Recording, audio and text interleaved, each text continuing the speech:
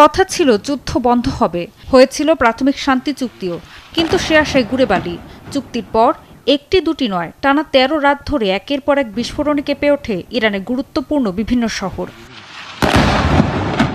বন্দরনগরী বন্দর আব্বাসে সবশেষ হামলার প্রত্যক্ষদর্শীদের মোবাইলে ধরা পড়ে আকাশ জুড়ে ধোঁয়ার কুণ্ডলী আর বিদ্যুৎ বিচ্ছিন্ন হয়ে পড়া এলাকার চিত্র। শুধু বন্দর আব্বাস নয়, খোররামাবাদ, জাস্ক, আহবাদ সহ একাধিক এলাকায়ও হামলার খবর পাওয়া গেছে। ইরাক সীমান্তের সালামচে ক্রসিংয়ে ক্ষেপণাস্ত্র হামলায় অন্তত ২ জন নিহত এবং ১১ জন আহত হওয়ার কথা জানায় ইরানের রাষ্ট্রীয় গণমাধ্যম। আহবাজের কাছেও আরেক হামলায় নিহত হয় ৪ জন।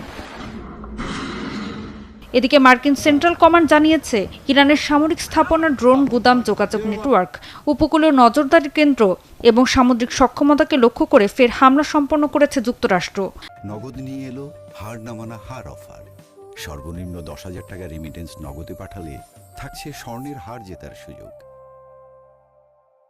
তাদের দাবি, হরমুজ প্রণালী দিয়ে বাণিজ্যিক জাহাজ চলাচল নিরাপদ রাখতেই এই অভিযান। এদিকে ইরানের বিরুদ্ধে আগের যে কোনো সময়ের চেয়ে বড় সামরিক হামলার বিষয়টি গুরুত্বের সাথে বিবেচনা করা হচ্ছে বলে হুঁশিয়ারি দিয়েছেন মার্কিন প্রেসিডেন্ট ডোনাল্ড ট্রাম্প। বলেন, ইয়েমেনের হুথিরা যদি আবার জাহাজে হামলা চালায়, তবে ইরান ও হুথি দুপক্ষকেই বড় ধরনের সামরিক শাস্তির মুখে পড়তে হবে।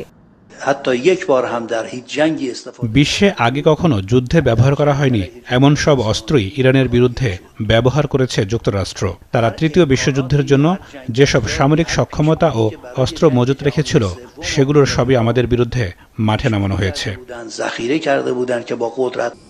এমন পরিস্থিতিতে সাংহাই সহযোগিতা সংস্থার পররাষ্ট্রমন্ত্রীদের বৈঠকে যোগ দিতে কিরগিজস্তানে পৌঁছেছেন ইরানের পররাষ্ট্রমন্ত্রী আব্বাস আরাকচি।